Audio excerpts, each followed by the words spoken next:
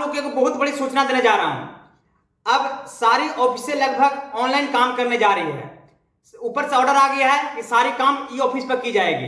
यहाँ काम से लेकर छुट्टी तक, छुट्टी से लेकर कोई भी काम करना है, कोई भी सूचना देना है तो सब ऑनलाइन ही होगी। इसका सबसे बड़ा प्रभाव एमटीएस पे पड़ने वाली है। इसका प्रभाव ये एमटीएस पे पड़ेगा कि ऑफलाइन में सबसे ज्यादा काम एमटीएस की होती थी।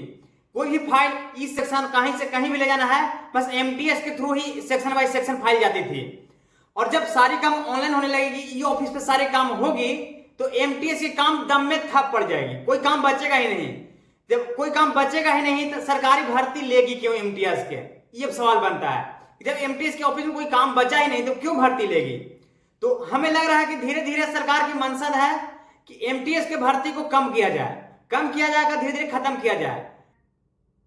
एमटीएस की वैकेंसी बहुत ज्यादा धीरे धीरे कम हो जाएगी, क्योंकि ऑनलाइन होगा। जहां है कि जहां 4 आदमी काम था सिर्फ 1 आदमी कर देगा। ये तो सरकार के पास ही फायदा हो गया कि इसका है कि उसको कम स्टाफ हायर करने पड़ेगा, कम पेमेंट देने पड़ेगी, सारी चीज कम में हो जाएगा। लेकिन युवाओं के ऊपर बहुत बड़ी बोझ बनने जा रही है। क्यों बोझ बनने जा रही है? क्योंकि एमटीएस भी एक ऐसा वैकेंसी था कि हम युवाओं का एक सपना होता था। सपना इसलिए नहीं होता था कि हमें नौकरी करना है, इसलिए सिर्फ सपना होता था कि हमें सिर्फ सेटल होना है। जो सीजीएल की तैयारी करते हैं, चाहे सीएचएसएल की तैयारी करते हैं, एक बैकअप मिल जाती है हमें पढ़ने के लिए, तो एमटीएस उसके अच्छा था। लेकिन एमटीएस जब इतनी कम कर दिया है, कुछ दिन में वैकेंसी खत्म करने की भी संभावना है, तो अब बताइए क्या होगा।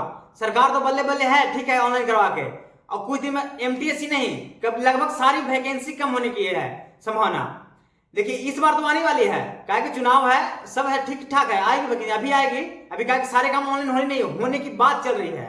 जब पूरा काम ऑनलाइन हो जाएगा, पूरा इंडिया में सारे काम ऑनलाइन हो जाएगी, तब देखिएगा वैकेंसी में कैसा होगा। सरकारी नौकरी आज करते हैं ना, सरकारी नौकरी एक सपना बन के रह जाएगा।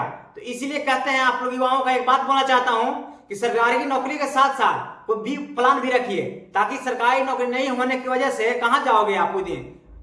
तो आपका भी प्लान रहेगा, तो सरकारी नौकरी नहीं हुआ तो ये प्लान छोड़कर उस प्लान में एडजस्ट हो जाइएगा।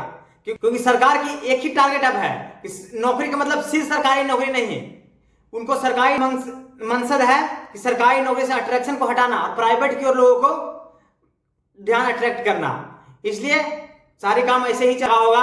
ये तो आपको सामने पता चल जाएगा, आप लोग के सामने। बने रहिए मेरे चैनल पर, सब्सक्राइब करिए, मैं कोई भी न्यूज होगा आप लोग के सामने पहुंचाता रहूंगा।